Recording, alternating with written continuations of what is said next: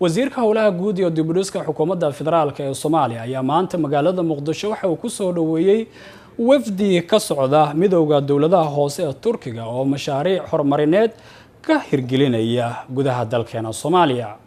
warkaasi waxa inoo faahfaahinaya Cabdullaahi Axmed Kulmiye.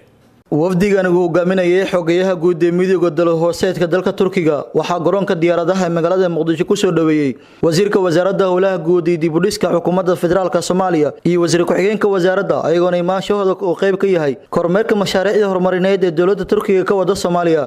wasiirka wasaaradda howlaha guud dib-u-dhiska xukuumadda federaalka Soomaaliya injineer Saadiq Cabdullaahi Cabdi ayaa ugu horreyn ka hadlay imaanshaha xogayaha guud ee midowga dawladaha hoose ee dalka Turkiga ee magaalada Muqdisho. ujeedada safarkooda wuxuu la xiriiraa in ay marka ugu horeysa guddoonsiyaan naadiga LLBB ee Genyo deeqdii ay ugu talagaleen oo ah agabkii isboortiga oo dhan. marka waxa kale oo aan muxuu ahaa safarkooda kamid ah inay aadaan magaalada Kismaayo oo xarunta dawlad goboleedka Jubbaland halkaasoo iyaguna ay kulamo kula leeyihiin mas'uuliyiinta iyo madaxda. ujeedka ugu weyn wuxuu noqon doonaa mataaneynta labada magaalo xeebta ku wada yaala Antalya iyo Kismaayo. Hayrat Din Gongar xogayaha guud ee midowga dawladaha hoose ee dalka Turkiga ayaa kaga mahadceliyay sida wanaagsan ee loogu soo dhaweeyay magaalada Muqdisho isagoo ballan qaaday in mar walba ay noqon doonaan kuwa sii wada mashaariicda horumarineed ay ka fuliyaan Soomaaliya. Bu ziyaret kapsamında Türkiye ve Somali yerel yönetimler arasında işbirliklerini nasıl daha geliştirilebiliriz gibi bir talebi olmuştu. Biz de bu süre içerisinde istişare ettik.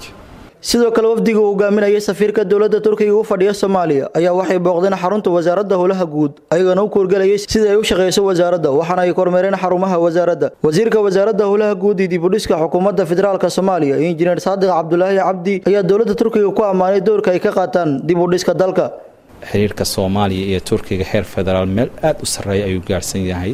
marka waxaan rabnaa inaan hoos u daadejino oo heer dawladda hoose aan gaarno oo aan maamul kasta fadhigiisa aan ugu tagno. dawladda Turkigana waa uga mahadnaqaynaa safiirka aad iyo aad baan uga mahadnaqaynaa. safiirka dawladda Turkiga u fadhiya Soomaaliya Olgan Becker ayaa sheegay in diyaar u yihiin sida Soomaaliya loo horumarin lahaa. Somali'nin kalkınma ihtiyaçları hakkında görüş alışverişinde bulunduk.